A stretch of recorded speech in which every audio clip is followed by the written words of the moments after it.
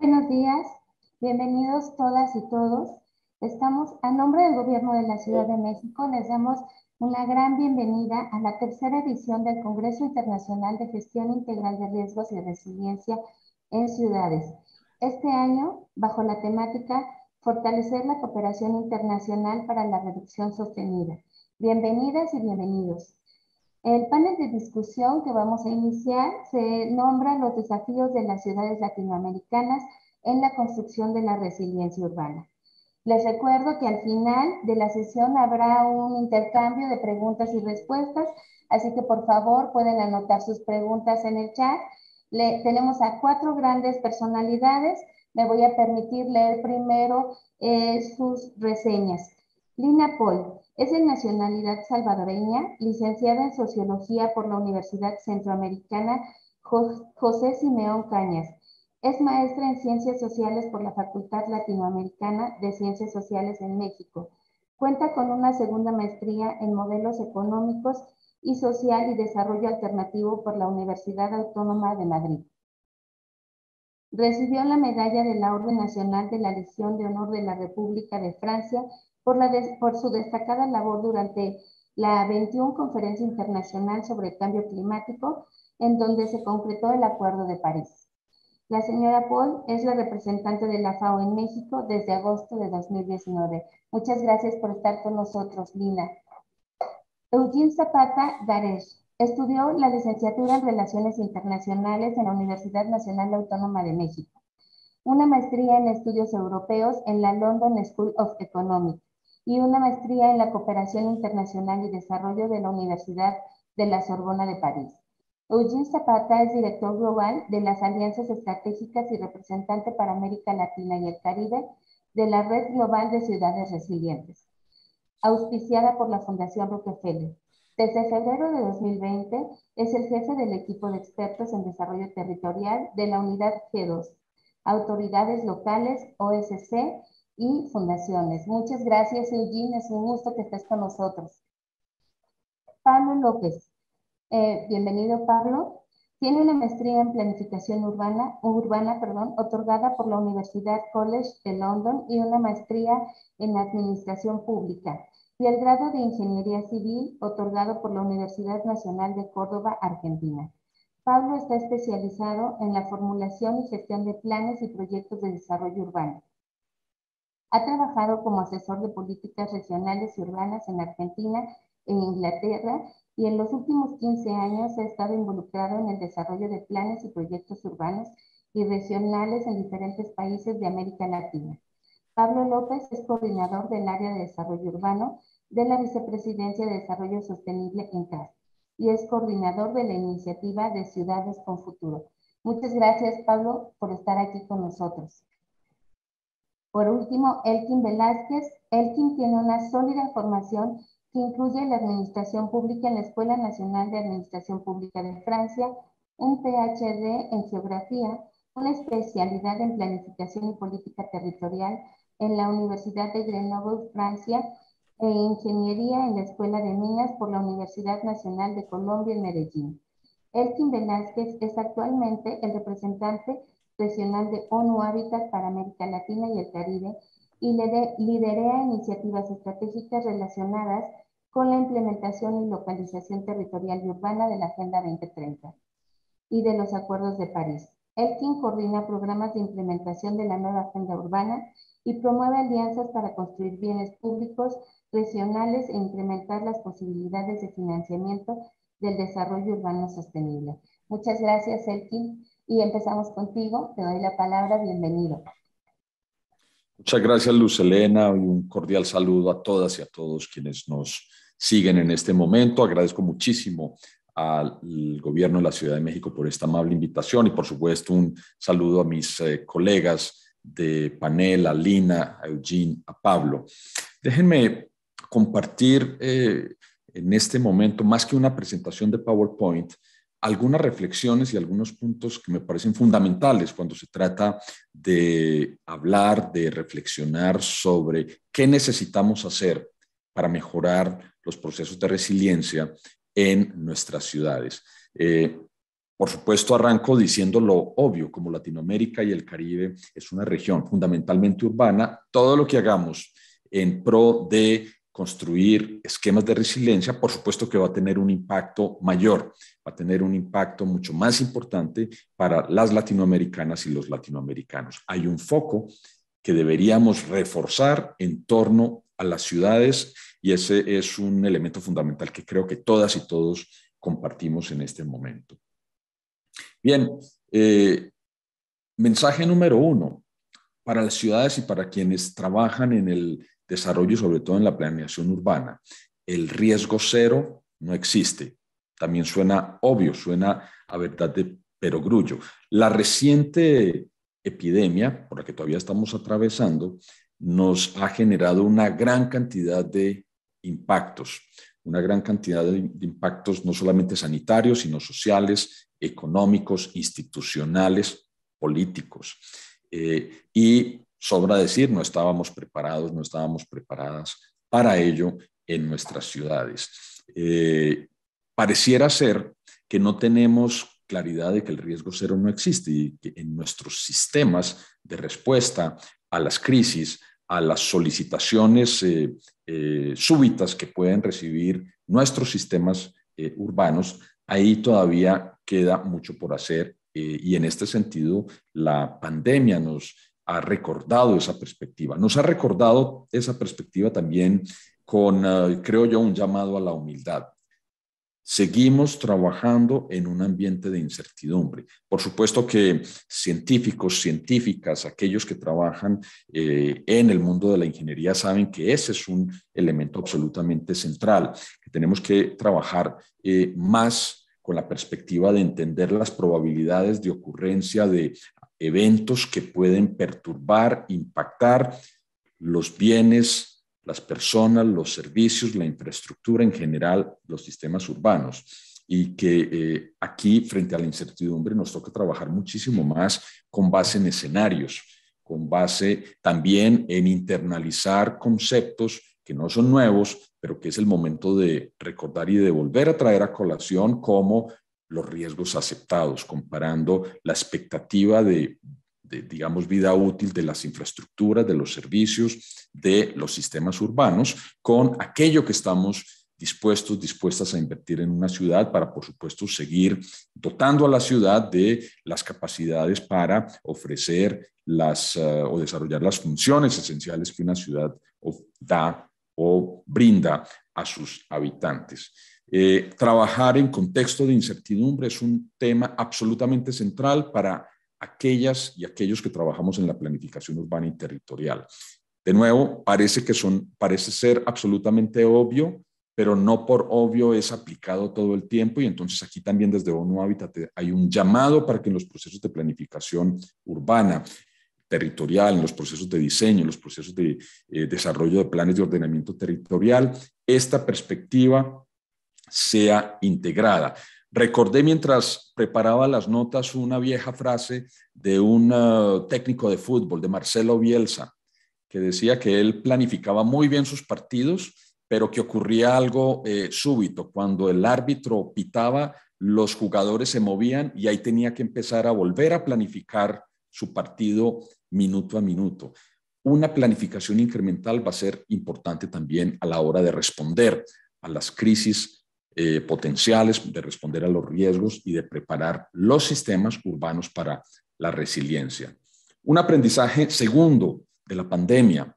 En términos generales, en aquellas ciudades, en aquellas instituciones donde desarrollamos sistemas de atención y prevención de riesgos y desastres, en general hemos preparado ese sistema para responder a una ecuación del siguiente tipo.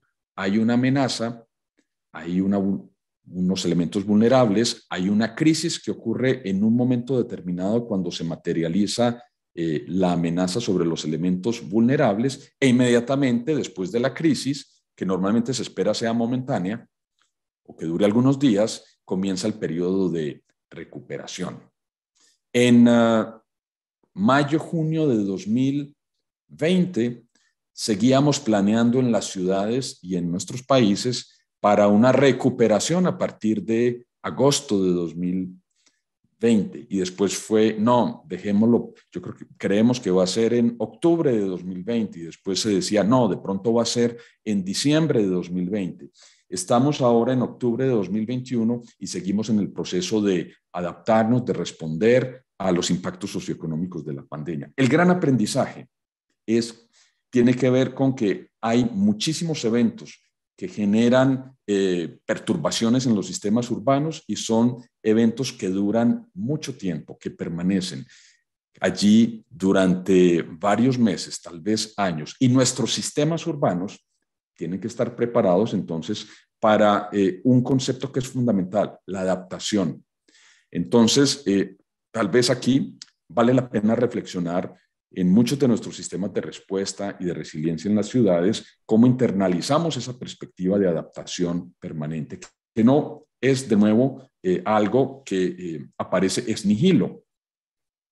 Ya en el mundo de la resiliencia frente al cambio climático hemos internalizado el concepto de adaptación. Adaptación, y yo creo que en la narrativa está ya muy inculcado, está muy extendido, pero no así en los procesos y en los sistemas de respuesta a crisis en las ciudades. Ese también es un elemento absolutamente importante. Las crisis recientes, mi tercer mensaje, también nos dan cuenta de un elemento que creo yo personalmente que es fundamental, y es el de la redundancia de sistemas urbanos que permiten una respuesta y una adaptación, en últimas una mayor posibilidad de resiliencia frente a las diferentes acciones que se asocian, acciones que generan impactos asociadas a diferentes fenómenos. También los expertos y expertas en redundancia lo sabemos.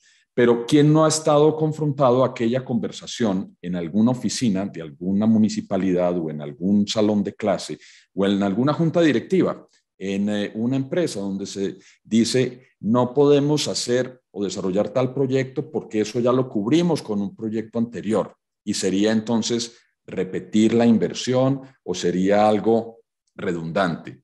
Bien, recuerden que la redundancia en muchos ámbitos se había visto como algo indeseable, como algo que generaba costos adicionales, como algo que en últimas era el resultado de una mala planificación.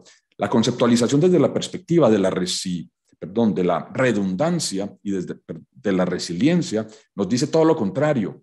Nos dice que un sistema es resiliente en la medida en que podemos construir algunos elementos y algunas posibilidades de redundancia con el fin de mantener y de darle continuidad a ese servicio, a esa función o a esa actividad. Ese también es un elemento importante a tener en cuenta en la concepción, el diseño de sistemas resilientes, sistemas en la prestación de servicios públicos, sistemas diferentes de funcionamiento de la ciudad. Elemento importante que para nosotros es absolutamente fundamental, básico para emprender la planificación basada en resiliencia. Cuarto mensaje, cuando hablamos de riesgos, cuando hablamos de vulnerabilidad, estamos hablando de algo multidimensional. Quienes trabajamos desde la perspectiva de la gestión del territorio, lo sabemos como los que más, lo sabemos como las que más. Lo que ocurre en el territorio es multidimensional, no ocurren problemas relacionados con transporte. Los problemas relacionados con transporte, que lo decimos muy fácilmente, están relacionados al mismo tiempo con una gran cantidad de variables sociales, económicas, ambientales. Y entonces, si bien se ha dicho muchísimo, hay que seguir insistiendo en ello.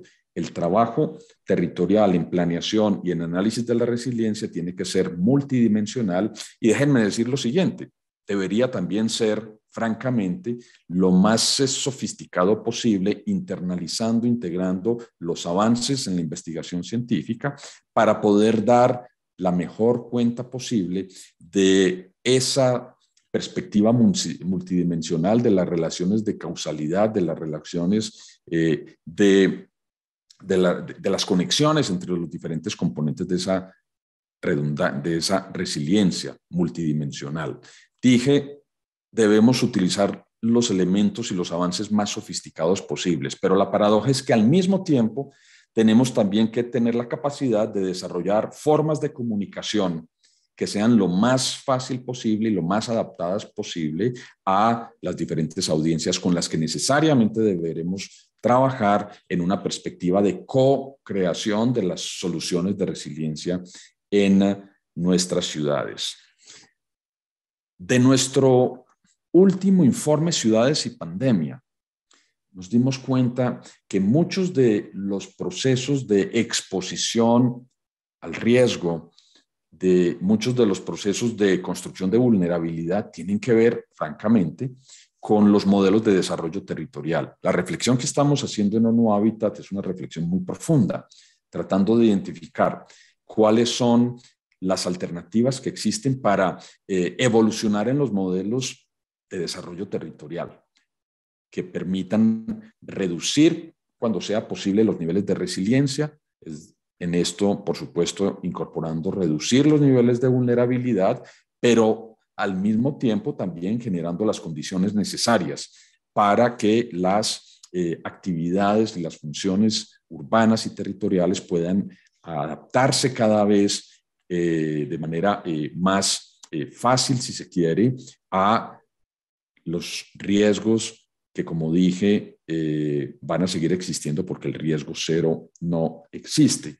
Entonces, muy importante para nosotros esa perspectiva, y les doy una pista. Un territorio con una mayor complejidad territorial en términos de la cantidad de actividades económicas, sociales que existen, con la mayor mezcla de, por ejemplo, usos del suelo, con la mayor diversidad económica, es un territorio que en general tiene mejores condiciones, mejores espacios para desarrollar soluciones de resiliencia. En el caso contrario, aquellos territorios, barrios, ciudades, ámbitos subnacionales que están desarrollados en torno a una sola actividad, a una sola función, son territorios que suelen tener una mayor dificultad para desarrollar la resiliencia y esto desde una perspectiva multidimensional. Mi último mensaje en este momento, porque es una de las preguntas clave, una de las preguntas centrales de esta conversación. ¿Cómo incrementar el flujo de recursos para desarrollar mayores niveles de resiliencia en nuestras ciudades? Por supuesto, hay que seguir haciendo esfuerzos en la internalización de los estándares técnicos apropiados para obras de infraestructura, proyectos de desarrollo, proyectos social que internalizan la perspectiva de reducción de las vulnerabilidades, de aumento de las posibilidades de respuesta. Segundo, si dijimos que estamos frente a un fenómeno que es multidimensional, planeación y en gestión tiene que ver con la integralidad. En la perspectiva de planeación, operaciones, estrategias urbanas integrales, operaciones y estrategias territoriales integrales. La integralidad en la intervención nos va a ayudar también a construir la condición de resiliencia que estamos buscando. Por supuesto, cuando estamos hablando de o nos referimos a temas como el cambio climático, los desastres naturales, todo lo que tiene que ver con soluciones basadas en la naturaleza es fundamental. Todo lo que tiene que ver con análisis retrospectivo de todas las catástrofes, dificultades que hemos tenido en el pasado, nos ayudan a construir, a prever el futuro. Y definitivamente, facilitar la conversación entre diferentes tipos de saberes. Es muy importante siempre en la construcción de soluciones de resiliencia tener en cuenta, traer a colación las visiones sofisticadas de la ciencia, que ya dije que son muy importantes, con las visiones también sofisticadas del saber originario, del saber, si se quiere, vernacular, y poner estos diferentes tipos de saberes en un espacio horizontal, facilitando esa conversación donde definitivamente podamos construir las soluciones necesarias para todas y todos los que habitamos, nos beneficiamos del mismo territorio. Muchas gracias por la oportunidad y devuelvo aquí la palabra. Muchas gracias, Elkin. Muy interesante. Por supuesto, la vinculación de la planeación territorial con todos los temas que tienen que ver con la gestión integral de riesgos y la resiliencia son la línea que hemos visto que tenemos que seguir. Bueno, pues continuamos ahora con la señora Lina Poch. Adelante, por favor. Muchísimas gracias, de verdad, Selena, un placer estar acá, un agradecimiento al gobierno de la Ciudad de México por la invitación, a la FAO, un saludo muy especial a mis colegas de esta mesa, vaya, qué honor de estar aquí con ustedes y voy a compartir mi presentación, me avisan por favor, me dicen que tengo inhabilitada la función de compartir, Luz Selena, ¿ustedes la comparten? Sí, nosotros la compartimos. Deme un segundito, por favor. Ok.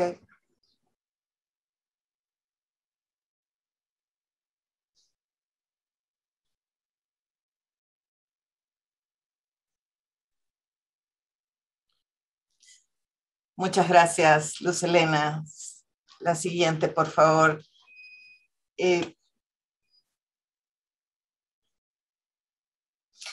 Vean, esta es una caricatura que dio la vuelta al mundo. Porque claro, tenemos el enorme desafío de enfrentar la pandemia, el COVID-19, pero luego tenemos problemas económicos. Estamos viendo en los últimos informes de la FAO aumento de precios de los alimentos, lo cual va a tener un impacto sin duda en los ingresos, además de muchas de las personas. Y bueno, el tema del cambio climático y el colapso de la biodiversidad. Es que no hemos estado haciendo las cosas bien.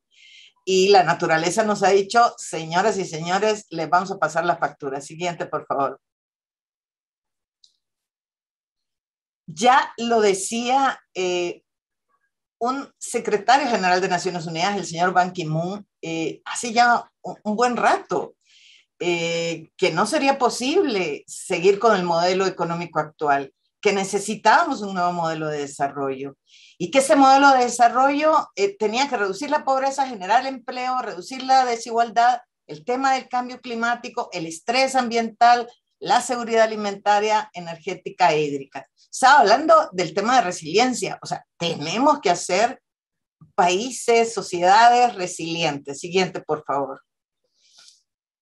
Y sin embargo, el señor Antonio Guterres, secretario general de Naciones Unidas actual, dice, estamos ante la cascada de crisis más grande de nuestras vidas, porque además de esto que ya habíamos hablado, tenemos la pandemia, las amenazas a la paz, los derechos humanos, las brechas crecientes y la solidaridad está ausente justo cuando más la necesitamos. Siguiente, por favor. Y tenemos que cambiar ese chip. Y la agenda es la agenda de los Objetivos de Desarrollo Sostenible, una agenda que se propusieron los países para cumplirla al 2030. Y déjenme decirle, el objetivo hambre cero, el objetivo 2, hambre cero, es un objetivo que parece que todavía estamos lejos de cumplirlo. De hecho, ya antes de la pandemia veíamos con dificultad cumplirlo. Imagínense ahora. Siguiente, por favor. Y los ODS piensan en las 5 P's, decimos nosotros. O sea, el centro obviamente son las personas, pero también el planeta, la prosperidad, las alianzas y la paz. Siguiente, por favor. Y la FAO habla de las 4 mejoras y de un enfoque que asegure no dejar a nadie atrás. Mejor producción, mejor nutrición, mejor medio ambiente y una vida mejor. Y sin estas 4 cosas, muy difícilmente vamos a lograr el desarrollo. Siguiente, por favor. Significa que nosotros tenemos que garantizar el consumo y la producción, pero también poner fin al hambre, a la inseguridad alimentaria que hay, mejorar la nutrición en todas sus formas y hacerlo protegiendo además y haciendo un uso sostenible de los ecosistemas, promoviendo, por supuesto, el desarrollo económico inclusivo. Siguiente, por favor. Pero hay una crisis del desarrollo sostenible. El sendero que llevamos realmente nos ha puesto en riesgo la sobrevivencia del sistema ecológico, que es el que le da la base a la vida en el planeta. Y estos mercados que estamos viendo ahora no están siendo capaces de internalizar estos costos ambientales y reproducimos este patrón insostenible de crecimiento. Y estos ecosistemas y esta biodiversidad, que es la base fundamental para la resiliencia en las ciudades, está acabando. Siguiente, por favor. ¿Y cuál es el abordaje que se propone? Bueno, es un enfoque a través del rol político del ambiente, es decir, el ambiente en el marco del poder, pero también un triple nexo humanitario, desarrollo y paz, nuevos modelos y una Agenda 2030, que es una agenda integral, de no dejar a nadie atrás y no renunciar a la universalidad, al multilateralismo. Siguiente, por favor.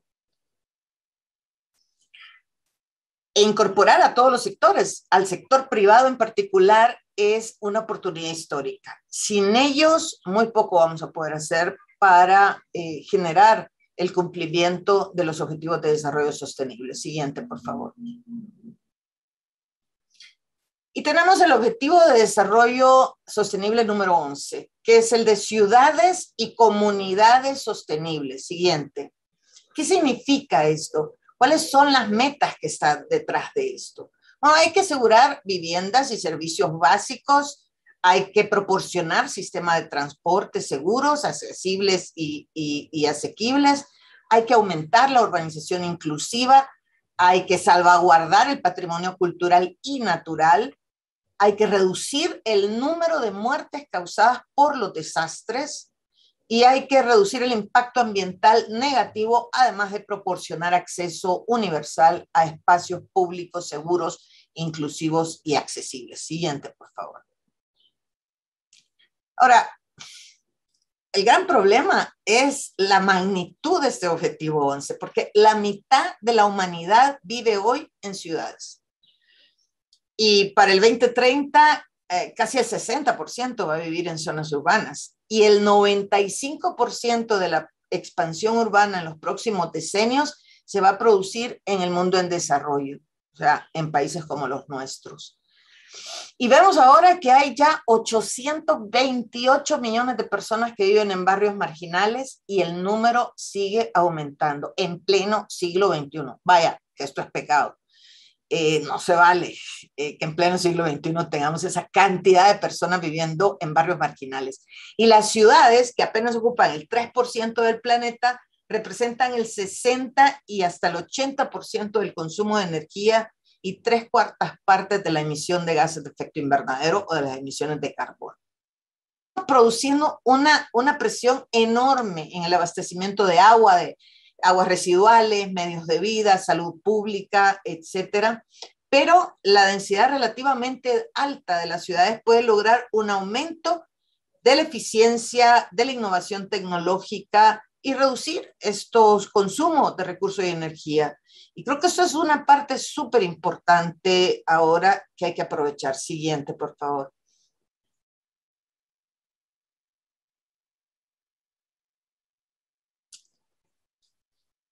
No voy a leer estas metas, solo fíjense en estas grandes palabras. En el tema de servicios básicos, de urbanización inclusiva, de agua, de personas afectadas por los desastres, siguiente, por favor,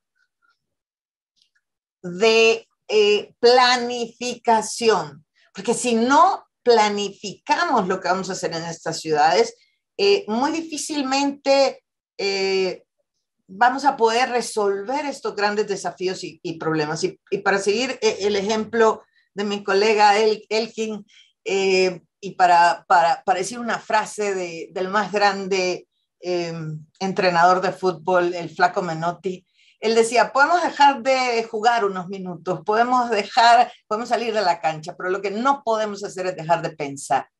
Porque eso es lo que tenemos que hacer. Si queremos inclusión, si queremos un uso eficiente de los recursos, si queremos adaptación y mitigación al cambio climático y si queremos resiliencia. Siguiente, por favor. ¿Y por qué? Bueno, porque ya lo vimos. El costo de una deficiente planificación ya es evidente para nosotros. Ya tenemos enormes barrios marginales, ya tenemos tráfico, ya tenemos emisiones, calidad del aire con problemas. ya lo estamos viendo, no es menor lo que estamos viendo ahora.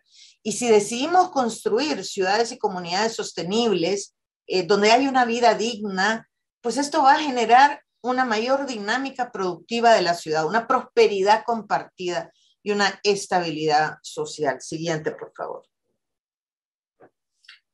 ¿Y qué planteamos para esto? Bueno, lo primero es que esto tiene que partir desde los actores locales. Estos son los aliados claves, con una visión de territorio, con medios de acción para una ciudad, diríamos, más sobria.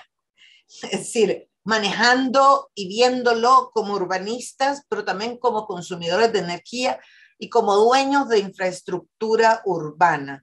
Y hacer una acción estructural a largo plazo. Difícil, esto es lo más difícil en América Latina, donde pensamos por periodos de gobierno y no pensamos por la vida de la ciudad, de donde estamos trabajando. Siguiente, por favor.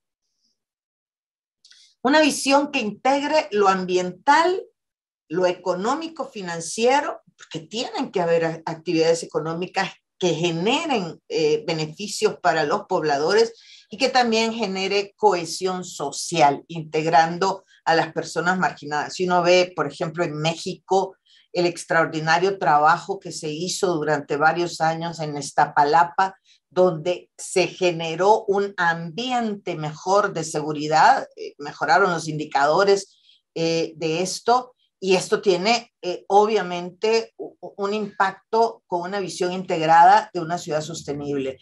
La Ciudad de México, una ciudad verde, una ciudad que está incrementando, pese a la enorme densidad que hay, espacios públicos, y se concentra en esto de espacios públicos, en formas de vida, en transporte público que tenga un beneficio, y la integración de estas personas marginales y actividades integradas, actividades económicas integradas en la ciudad. Siguiente, por favor.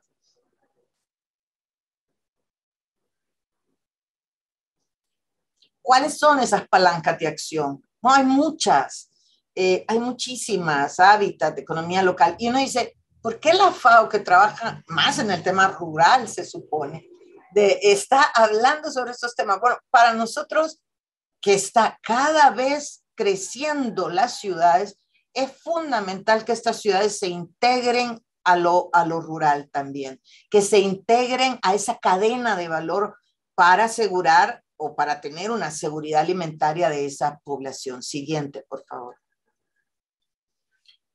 Y nosotros decimos, ¿cuáles modalidades de intervención? Bueno, hay que promover financiamiento de las inversiones urbanas sostenibles. O sea, poder tener productos financieros adaptados a esto, adaptados a las condiciones de esto, favoreciendo siempre, obviamente, el diálogo nacional. Y cooperación técnica. Yo creo que ahora ya nadie puede hacer las cosas solo. Todos necesitamos integrarnos y trabajar de manera conjunta y fortalecer esa gestión urbana, pero también una cooperación técnica entre ciudades, entre pares. Cómo llevar la experiencia positiva y negativa, lo que no se ha hecho bien y que no se repita en otras ciudades. Siguiente, por favor. Y un pragmatismo necesario. Y tiene que estar un enfoque prioritario en inversiones con co-beneficios climáticos. Siguiente, por favor. Un sistema territorial, porque miren, la ciudad es un sistema con componentes diversos, físicos, técnicos, bióticos, abióticos, políticos, el poder está ahí. Entonces hay que integrarlo. Siguiente, por favor. Y cómo los desastres que producen restricciones a la sostenibilidad se convierten más bien en acciones que superen la pobreza y que generen mejores ingresos y mejor ambiente. Siguiente, por favor. América Latina y el Caribe es de las áreas más vulnerables.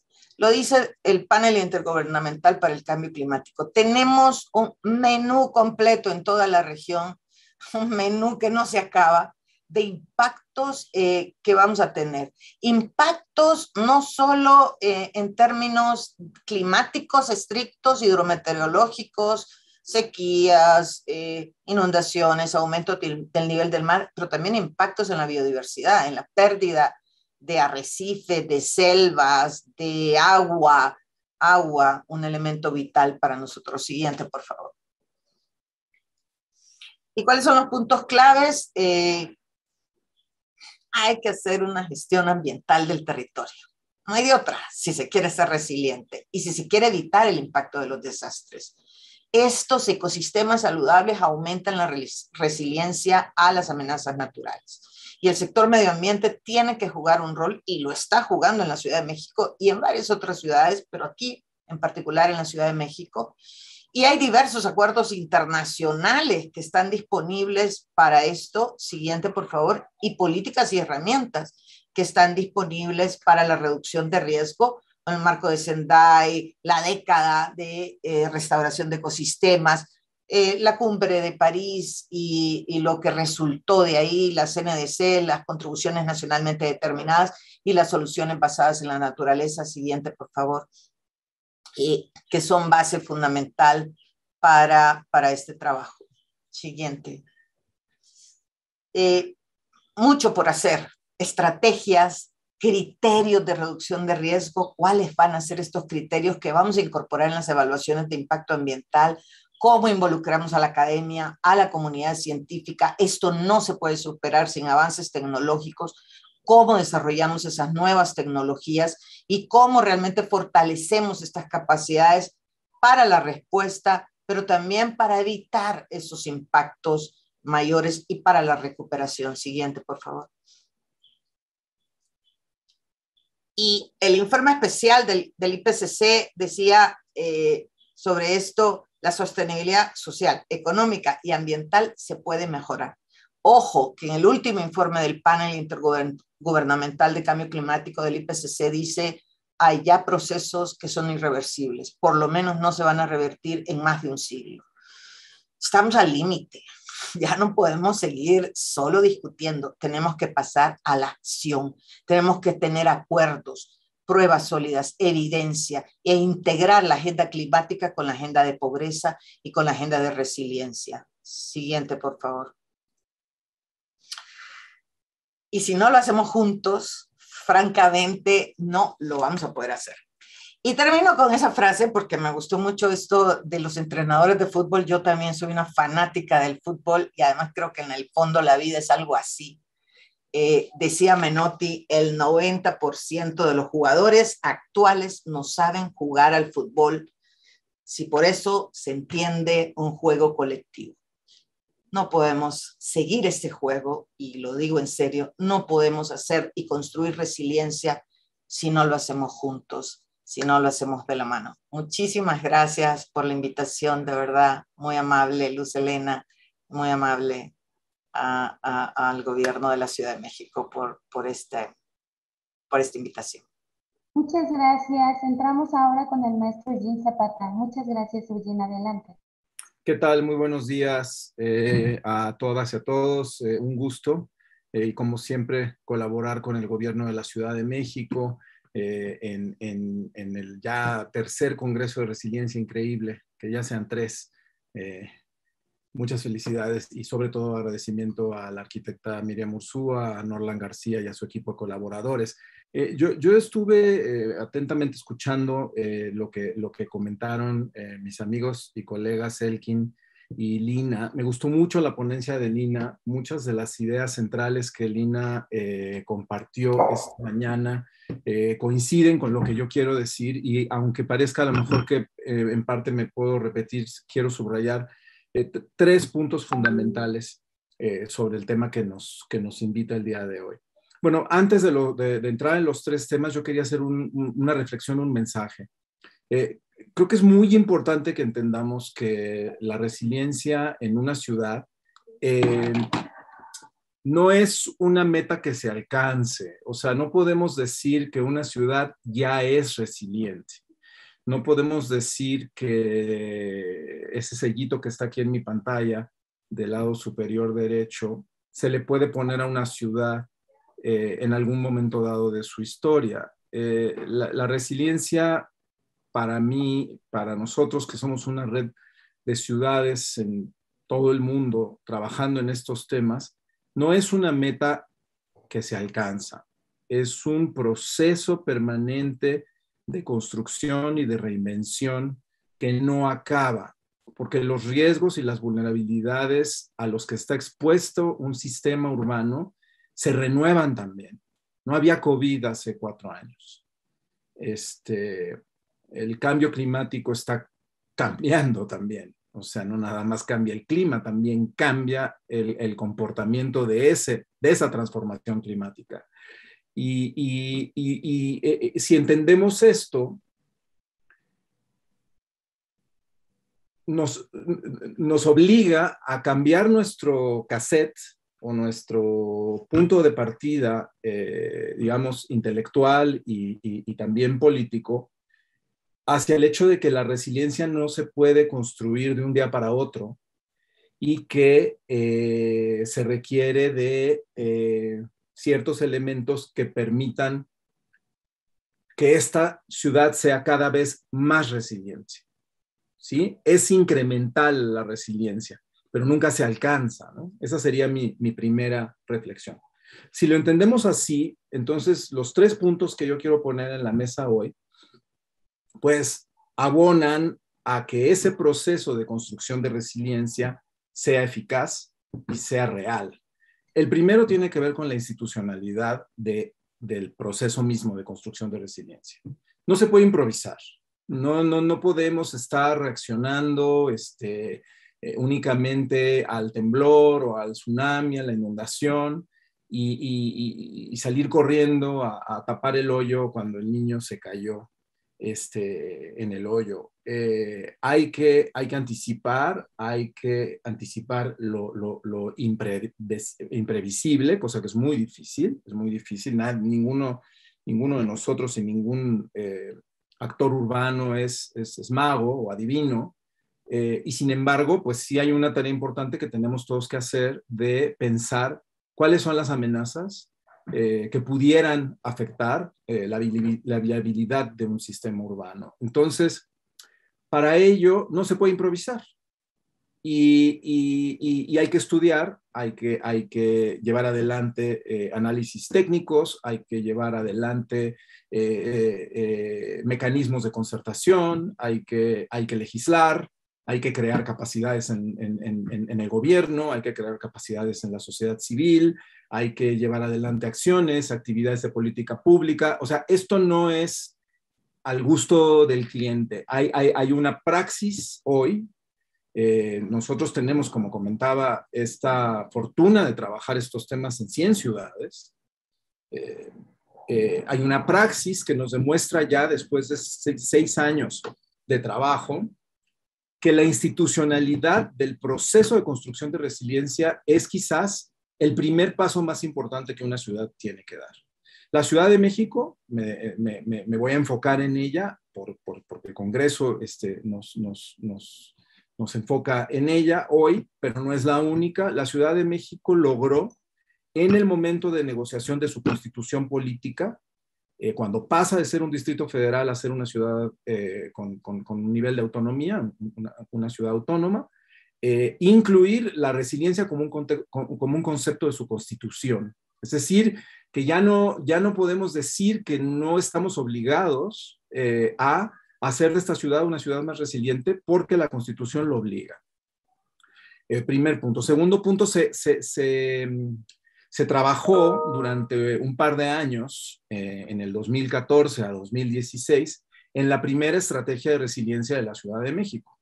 Este es un proceso que nosotros desde la Red de Ciudades Resilientes hemos hecho en más de 80 ciudades y que da lugar a una hoja de ruta, un documento programático en donde se establecen cuáles son los ejes principales que la ciudad debe de abordar para ser más resiliente, cuáles son las actividades que se podrían desarrollar e incluso se pueden hasta dibujar proyectos específicos que se requerirían, ¿no? En el caso de esta ciudad, 2 temas importantísimos salieron a la luz. Uno, la resiliencia hídrica, el agua, el principal problema de esta ciudad, en donde estamos un día inundados y el otro día no hay una gota de agua.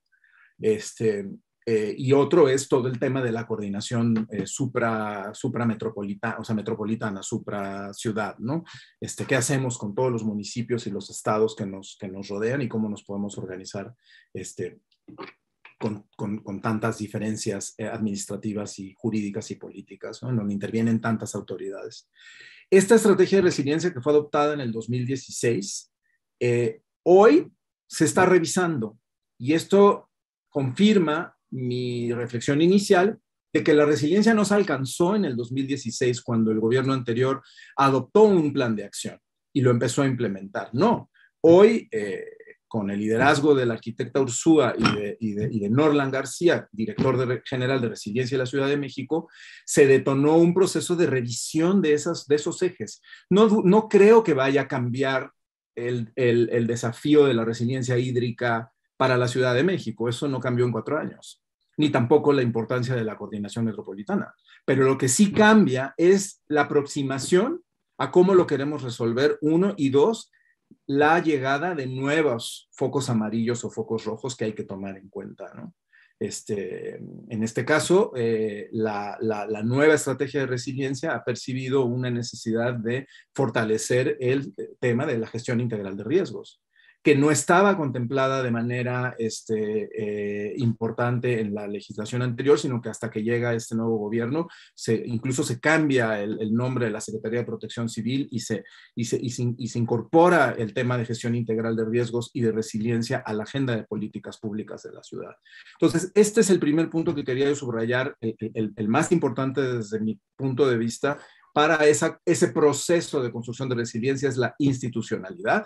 Y bueno, saludar evidentemente este ejercicio de la nueva estrategia actualizada que está en este momento en proceso de consulta, porque no es un tema de solo del gobierno. Y ahí paso a mi segundo punto que quiero subrayar y que Lina explicó muy bien. No es una tarea del gobierno de la ciudad únicamente.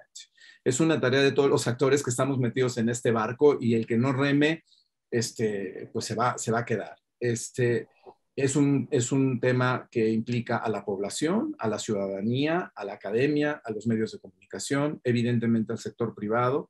Y me encantó lo que comentaba Lina, no podemos hacerlo nada más entre hombres y mujeres, tenemos que invitar también a las aves y a las mariposas y a los árboles, ¿no? Esto se tiene que hacer de la mano de la naturaleza, ¿no? La construcción de la resiliencia es con el entorno y el ecosistema en el cual estamos. No somos únicamente los seres humanos los que somos capaces de salvar a la zona metropolitana del Valle de la Ciudad de México, ¿no? Creo que nos tenemos que aliar con los pobladores originarios de esta zona que no eran seres humanos, por cierto. Entonces, es un tema de alianzas, es un tema de trabajar juntos. En este punto, evidentemente, por mi deformación profesional y mi deformación también laboral, me parece importantísimo el intercambio de experiencias internacionales. Creo que hoy, también lo comentó Lina, ya nadie se puede dar el lujo de inventar el hilo negro. Cuando trabajamos con 80 ciudades, tenemos un acceso a un catálogo enorme de errores y de aciertos que se han cometido, recientes y no tan recientes. Entonces, acá la Oficina de Resiliencia de la Ciudad de México ha tenido la gran fortuna de poder en un mensaje tener acceso a las oficinas de resiliencia en ciudades tan lejanas como Kioto o Sydney en Australia, o cercanas como Colima o Guadalajara o la Ciudad de México, y pequeñas como Ramallah o una ciudad palestina, y gigantes como Londres, Nueva York o París. Entonces, la red de ciudades resilientes es importante para la construcción de resiliencia en el largo plazo, porque pone a disposición de sus miembros un catálogo de prácticas, yo no diría buenas, porque no todas son buenas, también hay malas, muy malas, pésimas, buenas y excelentes, pero es un acervo que vale oro, y que le permite a una ciudad no empezar de cero. Y termino con el último punto. Acá, con institucionalidad y con alianzas empezamos bien, pero no vamos a llegar muy lejos si no hay recursos financieros. El monto de lo que se requiere invertir en América Latina para el desarrollo urbano en las próximas décadas está valorado en trillones de dólares. Y esos recursos no los tienen los gobiernos locales. En América Latina, México no es la excepción, los gobiernos locales están muy golpeados en su fiscalidad. Sí, muchos dependen de las transferencias del gobierno central, el caso de nuestro país es dramático. No ha habido fortalecimiento de las finanzas públicas a nivel local, los municipios siguen siendo débiles, no existen mecanismos de financiamiento supramunicipal, están muy castigados, había un fondo metropolitano que desapareció, y sigue habiendo una verticalidad de arriba para abajo en la transferencia de los fondos. Y sigue habiendo también una percepción de que la prestación de servicios básicos en el sector urbano es o responsabilidad del gobierno, que lo pague con los impuestos, que no alcanzan, o la posibilidad del sector privado de hacer negocio, que tampoco, porque ya vimos lo que está pasando con aquellos países en donde se privatizó los sistemas de agua o donde se han privatizado los sistemas de recolección de basura. En el momento en el que dejan de ser negocio, la empresa tranquilamente se retira y entonces la basura se queda tirada y el agua no llega. Entonces hay que encontrar allí el balance entre el nivel de alianza que queremos hacer con los sectores públicos, el sector público, el sector privado, los distintos órdenes de gobierno, y ir juntos a buscar estrategias de financiamiento en el largo plazo, porque no va a haber dinero que alcance. Entonces, es muy importante que el gobierno local salga de una lógica de pagar estos requerimientos con solo recursos públicos y que se hagan alianzas con el sector privado, siempre y cuando tampoco se vea esto solo como un negocio redituable y no como una misión para, evidentemente, hacer la ciudad más fuerte, sobre todo para los más vulnerables. Aquí quiero poner un ejemplo y con esto termino. Hoy, precisamente, hicimos público desde la Red de Ciudades Resilientes una alianza que me da muchísimo gusto anunciar hoy acá en este Congreso de la Ciudad de México con la empresa aseguradora Zurich, una de las empresas que ustedes saben más grandes del mundo en el sistema de seguros, y también expertos en el tema de riesgos y de anticipación de impactos y vulnerabilidades para la construcción de resiliencia. Zurich, que por cierto es también patrocinador de este congreso. Hoy estamos anunciando una alianza para trabajar en la resiliencia climática de un grupo de ciudades en Norteamérica, con fondos que nos fueron proporcionados a la red por $3 millones. Vamos a crear un fondo para financiamiento de proyectos, y esto es un ejemplo de cómo la tarea de construir la resiliencia es una tarea de todos, una tarea de largo plazo y en donde el gobierno no puede ir solo. Entonces, con este anuncio que ya está en redes sociales y que podemos compartir el comunicado de prensa, me da mucho gusto saludarles, ponerme a su disposición para preguntas y respuestas y nuevamente aplaudir el trabajo que ha hecho el gobierno de la Ciudad de México en construcción de resiliencia, porque lo entendieron bien y lo están haciendo muy bien. Muchísimas gracias.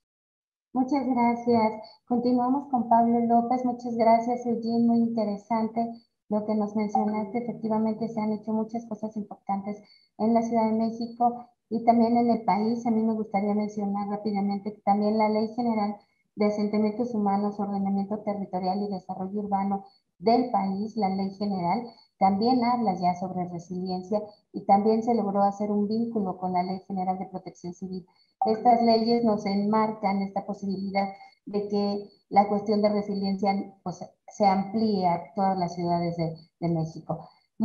Empezamos contigo, Pablo. Muchas gracias, bienvenido y adelante. Bueno, muchísimas gracias. Muy buenas tardes. Un placer poder participar de este panel. Muchísimas gracias al gobierno de la Ciudad de México, especialmente a la Dirección General de Resiliencia, con tan prestigiosos colegas.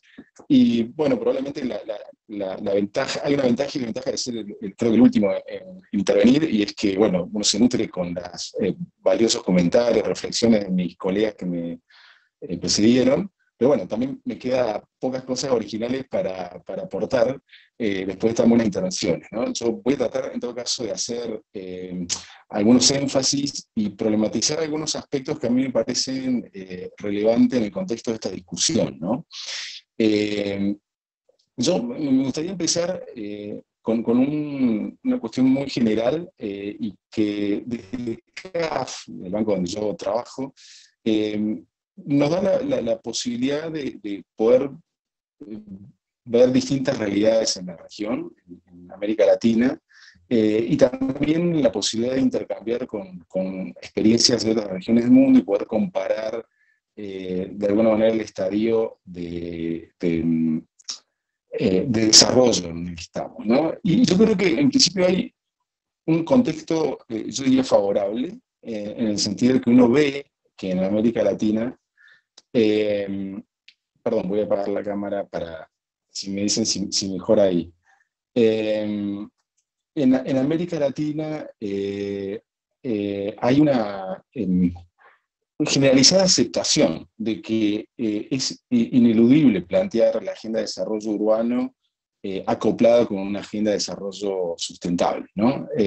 Eso lo estamos viendo cada vez más. Creo que ahí tiene un rol fundamental muchas organizaciones como la Red Global de Ciudades Resilientes, I40, ICLEI, y los mismos bancos, en tratar de oficiar, diríamos, de puente entre los compromisos internacionales que han asumido los países y en materias de sustentabilidad ambiental, de adaptación y mitigación del cambio climático, y lo que pueden hacer las distintas regiones, los distintos países en América Latina, y particularmente las ciudades, ¿no? En una región que está altamente urbanizada, como ya se mencionó, las ciudades tienen un rol fundamental a la hora de pensar en entender los problemas, pero también en proponer soluciones, ¿no?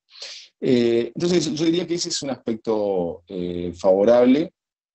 Ahora, creo que eso entra en tensión con una realidad muy particular también en América Latina y que tiene que ver con su propia dinámica de desarrollo, que lo que lamentablemente tenemos y que se ha acentuado aún más con la pandemia, somos un continente con altísimos niveles de exclusión social, con muy bajos niveles de productividad, con lo cual la conciliación entre inclusión social, crecimiento económico y sustentabilidad ambiental implica un desafío mayor probablemente que en otras regiones, sobre todo que en regiones más desarrolladas, ¿no?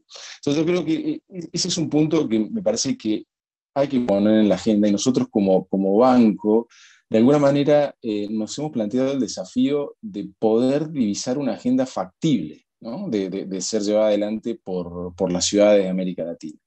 Creo que frente a este contexto socioeconómico, uno necesita encontrar un equilibrio justo, ¿no? Entre las políticas que son posibles de formular y de implementar de acuerdo a la realidad socioeconómica, pero también institucional que tienen en nuestra región. Recién se mencionaba la importancia de contar con instituciones cada vez más fuertes, con la posibilidad de tener procesos cada vez más sólidos de planificación. Eso es algo que en la región, salvo algunas excepciones, no ha sido muy común en estas últimas décadas, y obviamente las consecuencias las vemos en términos espaciales, ¿no? Con el tema de la expansión urbana descontrolada, la ocupación de suelo sin demasiada planificación, y todo eso genera estas tensiones que en algún momento hay que encontrar la manera más inteligente de hacerlas conciliar, ¿no? Entre esto que decía, inclusión social, crecimiento económico, sustentabilidad ambiental.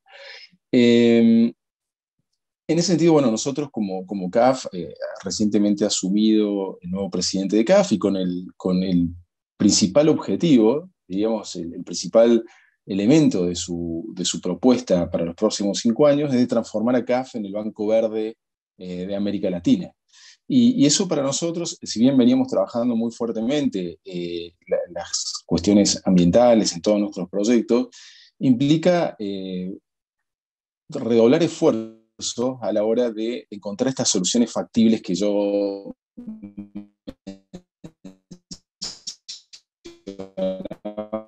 recién, ¿no? Si me permiten el término, veníamos trabajando, o sea, nosotros tenemos una mirada sectorial también de los problemas del desarrollo de América Latina en términos de agua y saneamiento, energía, transporte, etcétera, pero también territorial. Y desde la perspectiva territorial que veníamos trabajando y estamos logrando esfuerzo también en los temas urbanos y rurales, nos permite por ahí integrar un montón de aspectos que, mirados sectorialmente, se pueden perder, ¿no? Entonces, de esa perspectiva, nosotros, y con el paraguas de la iniciativa nuestra de Ciudades con Futuro, estamos tratando de identificar cuáles son los obstáculos que están impidiendo que las ciudades de América Latina puedan ser ciudades más inclusivas, más productivas y más sustentables, ¿no? Y en ese sentido, creemos que una estrategia de resiliencia necesariamente debe incorporar esa mirada. Coincido con lo que mencionaba Eugene, no es un punto de llegada de la resiliencia, es un proceso permanente, pero como lo es también permanente esta idea de pensar las ciudades en términos de inclusión, en términos de productividad y de sustentabilidad ambiental. Y también coincido con la otra tensión que surge dentro de este contexto y que tiene que ver con la escasez de recursos. Y en este escenario post-pandemia, esa escasez se acentuó.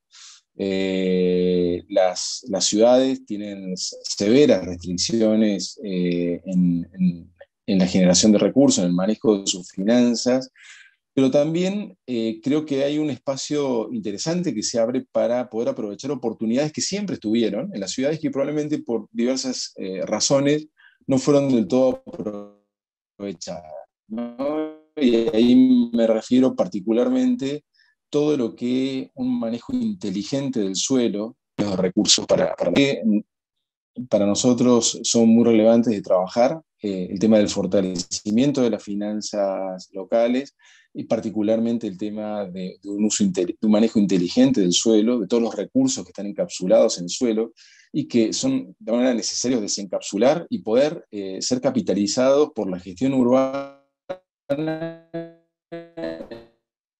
en torno a una planificación de ciudades, de decirlo, más inclusivas, más productivas. Y dentro también de ese enfoque, creo que más que nunca, y también los panelistas lo mencionaban, no podemos pensar el desarrollo urbano escindido de lo que es el cuidado y la protección de la naturaleza. O sea, el desafío hacia adelante es cómo conciliar. Perdón, una mega disculpa, tuvimos unas fallas técnicas, pero comenzamos, perdón, seguimos con Pablo López. Adelante, Pablo, continuamos escuchándote.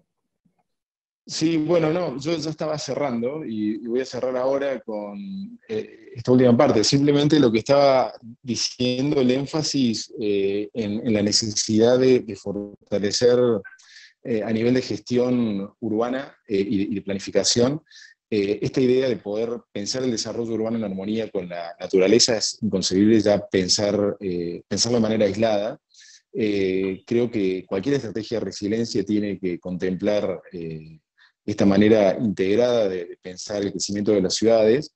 Y también estaba diciendo, y con esto cierro, que la región tiene mucho para enseñarse a sí misma. Hay experiencias riquísimas en muchas ciudades de América Latina. Obviamente la Ciudad de México es una de ellas, tiene mucho para compartir. Nosotros el año pasado trabajamos muy cerca con la ciudad de Hermosillo, de infraestructura urbana basada en la naturaleza. Como decía, desde América del Sur, América del Norte, el Caribe, América Latina en general, tienen muchas experiencias muy ricas para compartir. Y nosotros desde CAF, uno de los espacios que queremos abrir justamente esos puentes para generar esos intercambios.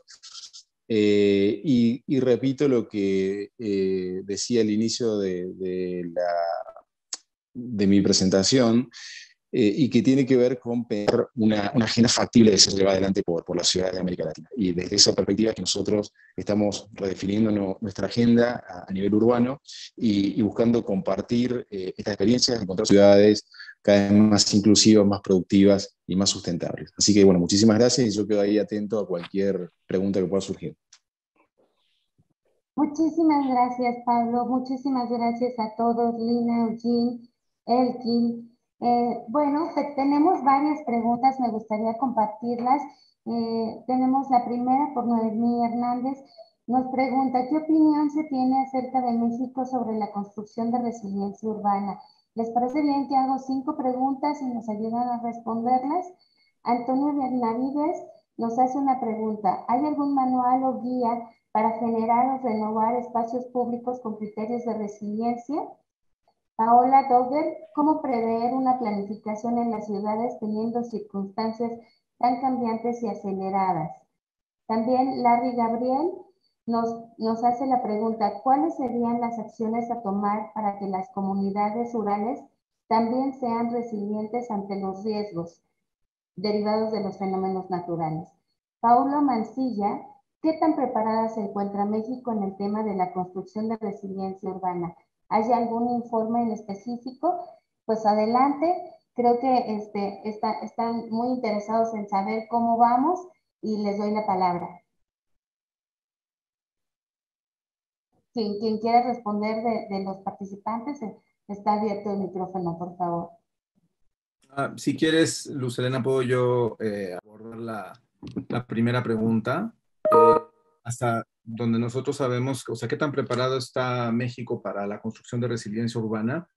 Bueno, nosotros tenemos la experiencia de trabajo con cuatro gobiernos locales en México. El gobierno de la Ciudad de México, que ya mencioné, el municipio de Ciudad Juárez en Chihuahua, el municipio de Colima y el área metropolitana de Guadalajara.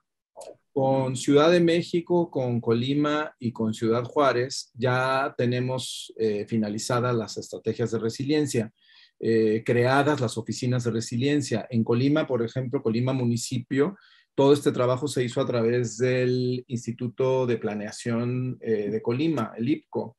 En Ciudad Juárez se creó una coordinación de resiliencia que no existía para llevar adelante este proceso, y ahora con el cambio de gobierno, con la llegada del nuevo alcalde, se ratificó la oficina e incluso a la titular de la oficina, Verónica González.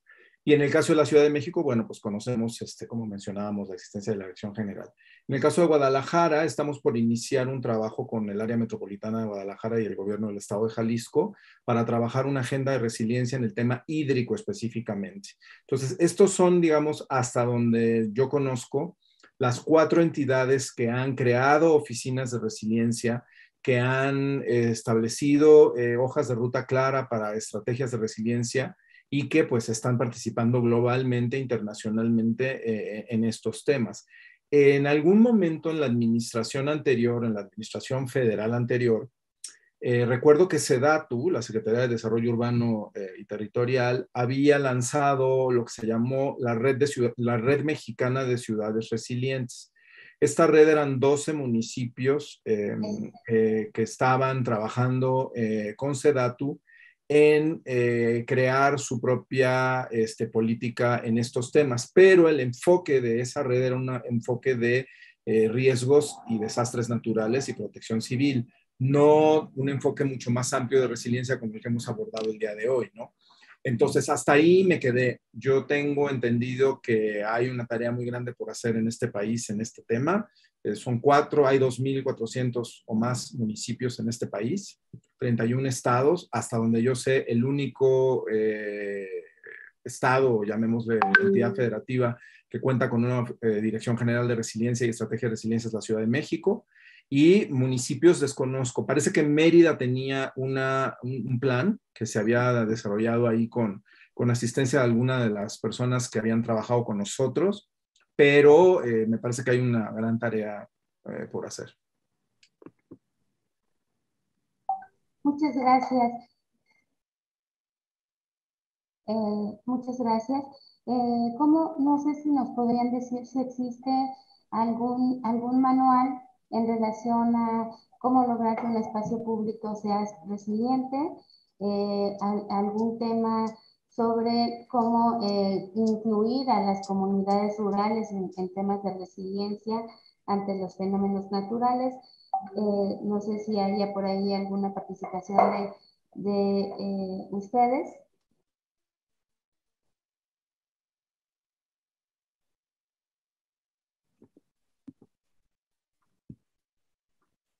Entiendo que Elkin Velázquez se despidió porque tenía que tomar un avión, y entiendo también que Lina de FAO tenía previsto también desconectarse un poco antes. Entonces creo que solo estamos Pablo y yo. Entonces, no sé si Pablo tuviera algún comentario, si no, pues yo con mucho gusto puedo comentar también, pero no sé.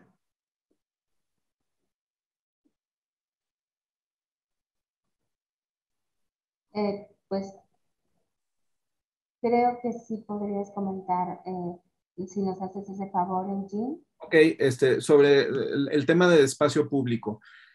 Es un tema que a nosotros nos ha gustado siempre, o sea, hemos siempre querido tratar de hacer esa guía, no la tenemos honestamente, me encantaría que la pudiéramos desarrollar y lo hemos trabajamos estos temas, por ejemplo, en Santiago de Chile, hicimos una intervención muy interesante que se hizo a través de la región metropolitana de Santiago y lo que se llama ya la unidad de resiliencia. Se recuperaron predios abandonados para hacerlos espacios de ocupación ciudadana efímeros en un principio y después de forma más permanente en pleno centro histórico.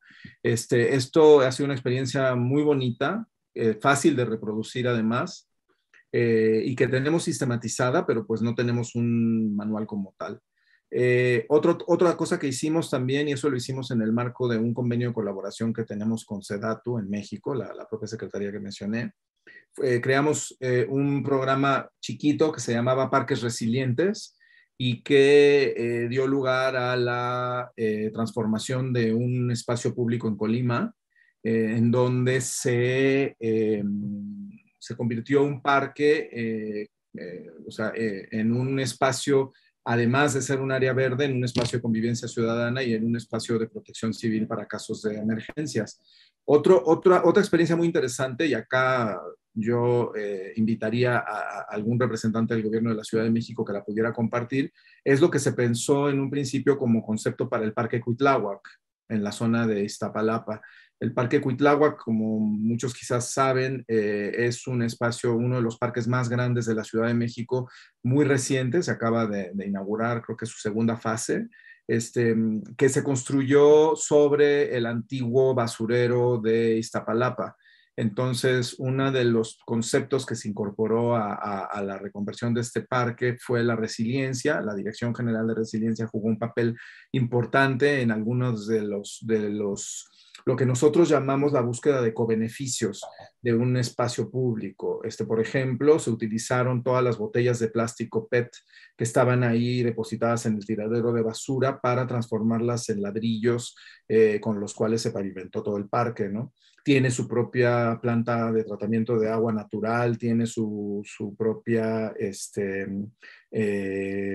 ecosistema natural y vegetación que le da varios grados menos de temperatura que la mancha urbana de Iztapalapa. Y además se tenía previsto, no sé en qué va eso, se tenía previsto hacer un pabellón de agua, un pabellón de resiliencia sísmica. Entonces, hay muchas experiencias. Rotterdam, por ejemplo, que es una de las ciudades con las que trabajamos más en los Países Bajos, tiene una experiencia muy interesante en hacer parques y espacios públicos deportivos, que son también espacios de captación de agua en momentos de inundaciones, porque, pues, como saben, los Países Bajos tienen este problema de estar muy, muy, muy cerca del agua y estar además en el riesgo de que suban los niveles del mar. Entonces, sí existe mucho trabajo en espacio público resiliente. No tenemos el manual, ojalá lo pudiéramos hacer, a ver si se animan y lo hacemos juntos, busquemos cómo. Y bueno, hasta ahí sería mi comentario. Creo que estamos a tiempo y no sé, no quisiera tomar más tiempo con respecto a los asistentes. Muchas gracias, Eugene. Efectivamente, el Parque Cuitláhuac se está avanzando, ya va en su segunda etapa. Es un proyecto muy, muy importante. Quien no lo conozca y vive en la Ciudad de México, pues vayan a visitarlo. Es un proyecto interesante y efectivamente muchas acciones que tienen que ver con la resiliencia, con la sustentabilidad se incluyeron en el parque. Es una belleza. Creo que sí se está transformando esa zona de la ciudad, esa zona oriente que estaba pues un poco olvidada en algunas cosas. Tenemos más preguntas, no sé, Eugene, quisiera que nos apoyaras en las respuestas porque me parece que Pablo sigue teniendo algunos problemas y al final pues tenemos una participación importante. ¿Cuáles serían las políticas públicas para incluir a la sociedad y que participe en el tema de resiliencia? ¿Cómo integrar el empuje de resiliencia en las comunidades y sociedad civil a los proyectos de resiliencia urbana? ¿Cómo ha sido la participación de las comunidades rurales para la construcción de resiliencia ante el riesgo en México? ¿Por qué muchas veces no se trabaja en equipo con la población expuesta? Porque la mayoría de las veces la información solo se queda en la comunidad científica. Tenemos otras, como qué se hace con dicha información, tiene conocimiento las comunidades. Creo que esto es muy interesante y aquí no sé si nos quieras abonar en algunas cosas y quizás sería pues el momento de que platiquemos un poco qué está haciendo esta Secretaría en relación con el acercamiento a la sociedad. Adelante, Eugene. Sí, el tema de la colaboración con la sociedad civil, con los vecinos, con las comunidades, con los barrios, es fundamental. Lo decía en mi ponencia, es uno de los puntos más importantes, es esta alianza, ¿no? La alianza, la complicidad, la necesidad de que haya cooperación entre el gobierno y la sociedad civil. Y México es uno de los ejemplos más claros de cómo esto funciona y puede funcionar incluso de manera espontánea, ¿no? Cómo los vecinos han salido, ¿no?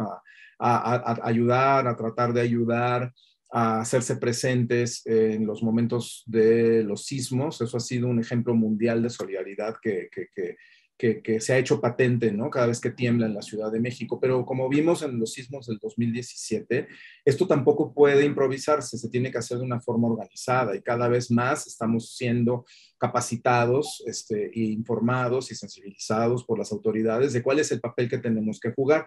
¿Qué es lo que pasó en el sismo del 2017? Nosotros tenemos un ejemplo interesante.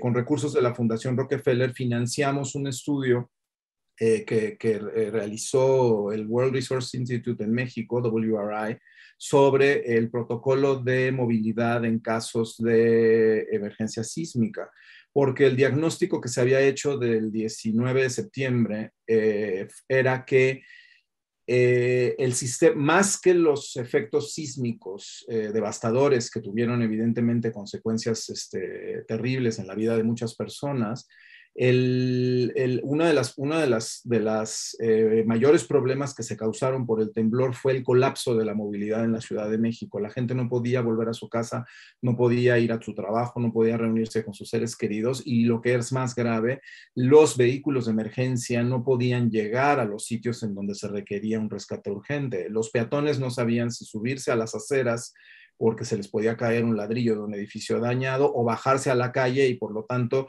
pues interrumpir el tráfico. Los vehículos se metieron a los carriles exclusivos del transporte público, del Metrobús en este caso. Las bicicletas no sabían qué hacer, la gente no sabía si manejar o bajarse de su auto. Entonces, ¿a qué voy?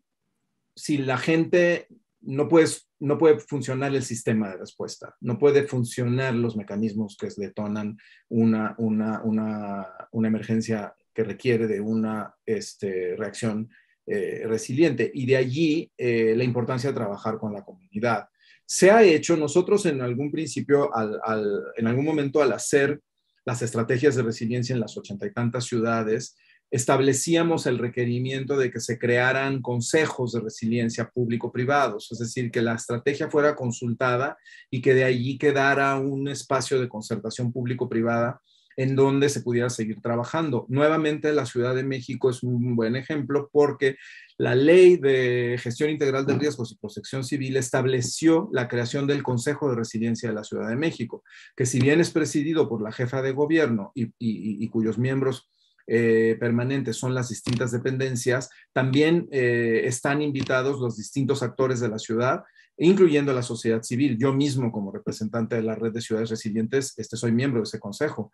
Y entonces es una tarea indispensable, la concertación ciudadana, pero también creo que sí hay un trabajo por hacer. Acá también hay un ejemplo interesante que fue la Red de Universidades Resilientes que se promovió para ver qué papel pueden jugar las universidades en esto. Y también la radio resiliente, se hizo un programa de radio para capacitar a las personas. Se hicieron incluso cursos de capacitación en todas las alcaldías de la Ciudad de México. Entonces, hay yo diría a nivel internacional un récord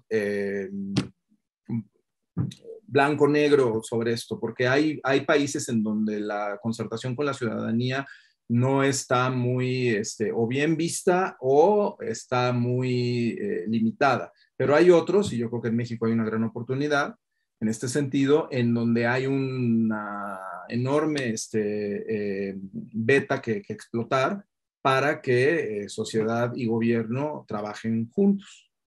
Lo del Parque Cuitláhuac, por ejemplo, perdón, termino con la reflexión del Parque Cuitláhuac que tú mencionabas, Luz Helena. El Parque Cuitláhuac se llevó adelante gracias a que se logró concertar entre la alcaldía y la población organizada de la delegación Iztapalapa, si no nos hubiera podido llegar a ningún lado. Muchísimas gracias, Eugene. Estamos ya cerrando. La verdad es que la Secretaría está haciendo muchísimas acciones. Algunas acciones se han detenido un poco por la pandemia, sin embargo, tan solo en el año pasado capacitamos a más de 100,000 personas en cuestiones de gestión integral de riesgos, búsqueda y rescate, repliegue. Hicimos muchísimos cursos virtuales, algunos presenciales, y pretendemos acercarnos muchísimo más a la comunidad, a la sociedad. Les agradezco mucho estar con nosotros, y a los ponentes muchísimas gracias. Fue un gusto estar con ustedes y hasta luego.